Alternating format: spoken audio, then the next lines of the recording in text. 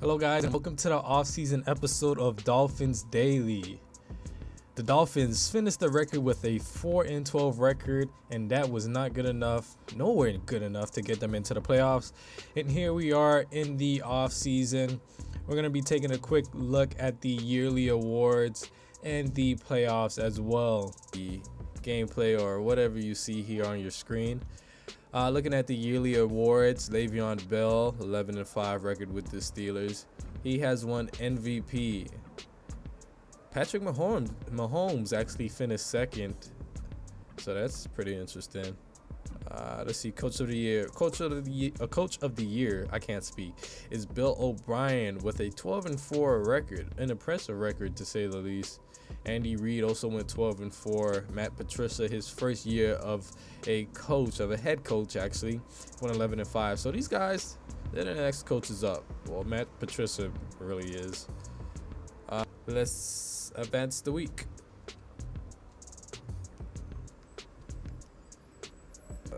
In the wild card, we had Pittsburgh beating the Chargers in a narrow victory, 31-28.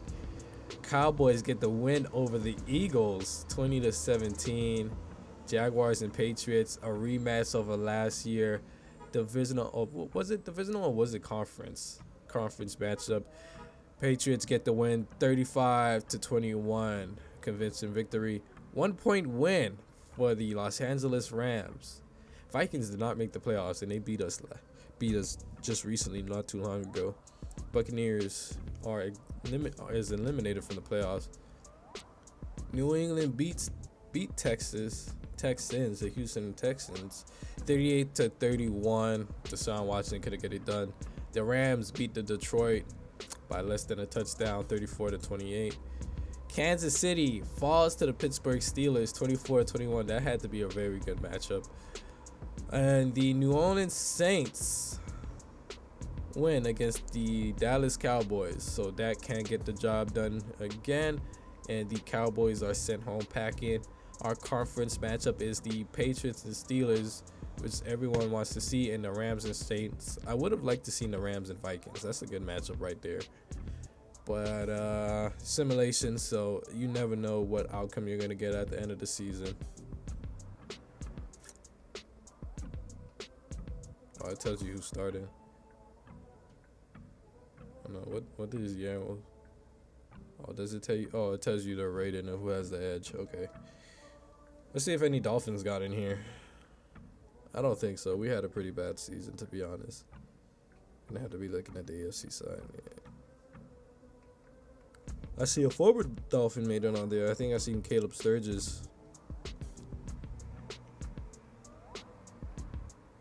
Yeah, we did nothing good.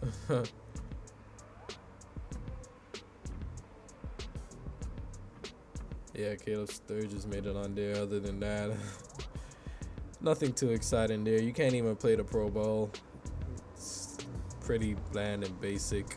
And up in years, Frank Gore retired. Oh man, that one hurts. Frank Gore retired. Sam Young retired. Cameron Wake retires, and John Denny retires. So we got to find someone to replace Cameron Wake. That's going to be pretty tough. Cameron Wake's pretty sure going to be a Dolphin Hall of Famer. All right, after we got to the retired players, found out that Cameron Wake retired, so we have to go after another left end. I was looking first at Dante Fowler Jr., then William Hayes seemed to be a better option here, so I just wanted to try and see if I can bring him back on board. So we offered him a contract, and we gained 99 total points. So we're going to see shortly here if William Hayes did re-sign with us or not, but I think keeping him would be the best option for the team right now. After looking at William Hayes, I then decided to put my focus on Brian Orakpo. I thought this year he would help, well, next year, season upcoming, he'll be able to help generate a pass rush for the Miami Dolphins, which we really lacked last season.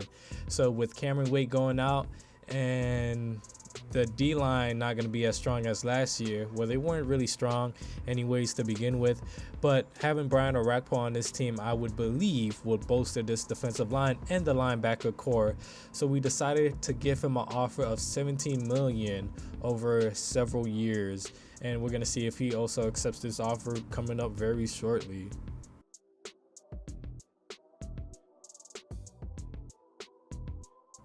Next guy we were looking at is Raymond Foster.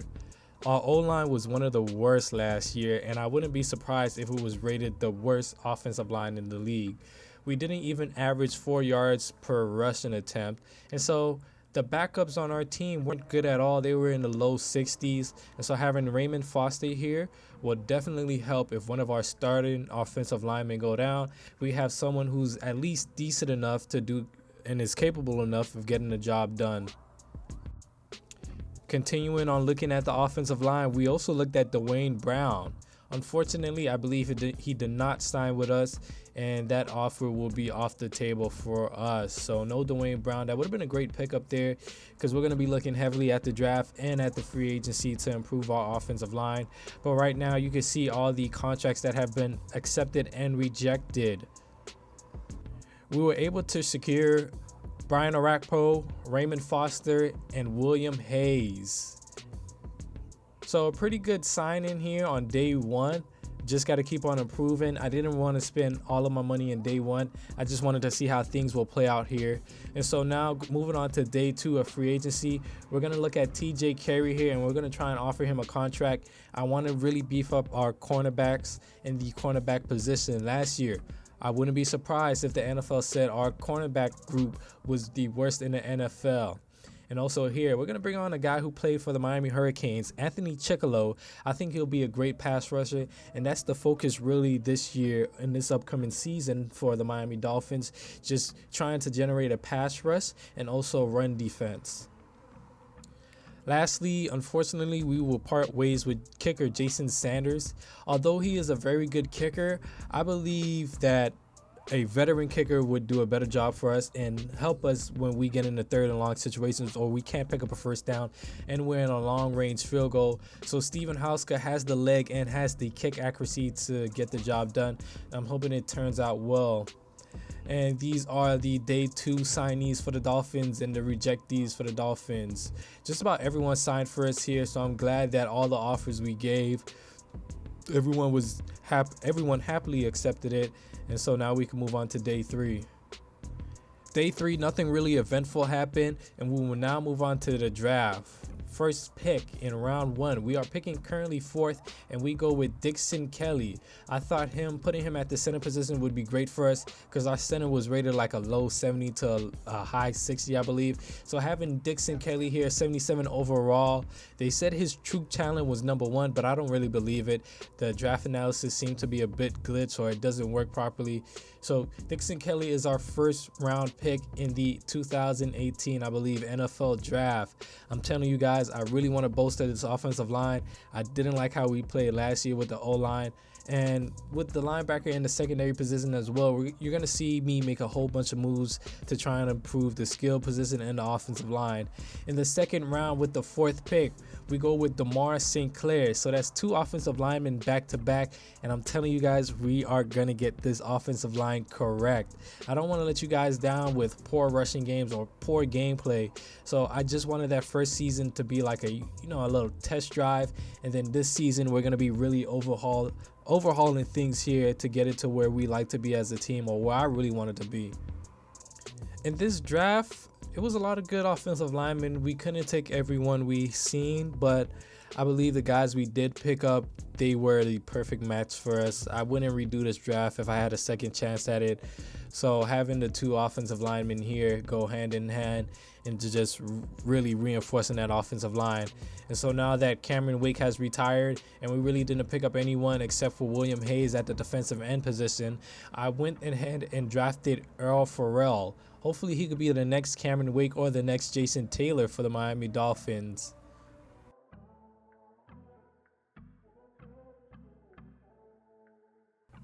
So with the next pick, we drafted cornerback Bryant Hanna.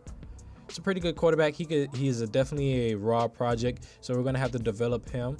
So he has 76 man coverage, 77 zone, 90 speed, which is really impressive to have for a cornerback. He'll probably play slot most of the time. His traits, he has one trait, which is aggressive play ball tendency, which is always good, but it's a 50-50, high risk, high reward. And Brian Hanna really going to be a project for us. I don't really expect him to see a whole lot of playing time or a whole lot of time on the field in his first season, but as long as we're able to develop him into something we like, I think he could really be a good role cornerback for this team. With the next pick, we drafted Leo Sellers. He's a bit of a pass rushing linebacker. He's the left outside linebacker. In fact, he has 81 pursuits, so that's pretty good. So I'm telling you guys, when we really want to get after the quarterback this year, I think Leo Sellers and Brian Orakpo would be a good duo. With the next pick, we drafted Adonis Glover. We let Gavin Escobar and AJ Derby go, so Mike Gesicki and Adonis Glover now are the only tight ends here. Adonis Glover, not really much of a pass catching tight end. He's more of a blocker, and that's what we really wanted because our run game was pretty poor at best. And so whenever Adonis Glover gets in the game, it'll probably most likely be a running formation. And with the last pick in the draft for the Miami Dolphins, since we have two running backs now after Frank Gore retired, we went ahead and drafted Bradley Rudolph. I think this is a good pick. Although his overall is a 67, I'm going to try and fit him into a third down back, maybe a more so along the lines of a fullback, but he really can't truck like that, so I don't want to put him in that situation. But I think he'll see a good amount of playing time. So after the draft, I decided to make a trade. TJ McDonald was not going to get the job done for us at free safety, and I just wanted to go all in this season. So we offered the Browns our first round pick for next year and Walt Aikens for Demarius Randall, who is an 82 overall, and I'm hoping he has a quick develop trait so we could boost him up pretty quickly. And that trade did go through, so welcome to the team, Demarius Randall. And you see here we have changed our offensive scheme, defensive scheme, and our playbooks have changed as well. We will be running the New England Patriots playbook and the Buffalo Bills playbook. And unfortunate news, Brian Orakpo during the preseason, which we simmed, has torn his pectoral muscles and is out for the rest of the season, so we have to deal without him. Our coach goal wins is 10 wins in total, so we're gonna try and make the playoffs. I'm feeling really confident with this team and with the slider adjustments I made, so it should make the gameplay much more fun.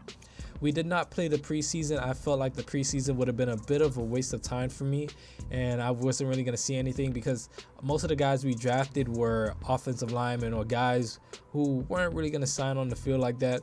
So I just decided to sim the whole preseason, and our week 1 game will be against the Browns. We will travel to Cleveland to take on the Browns there.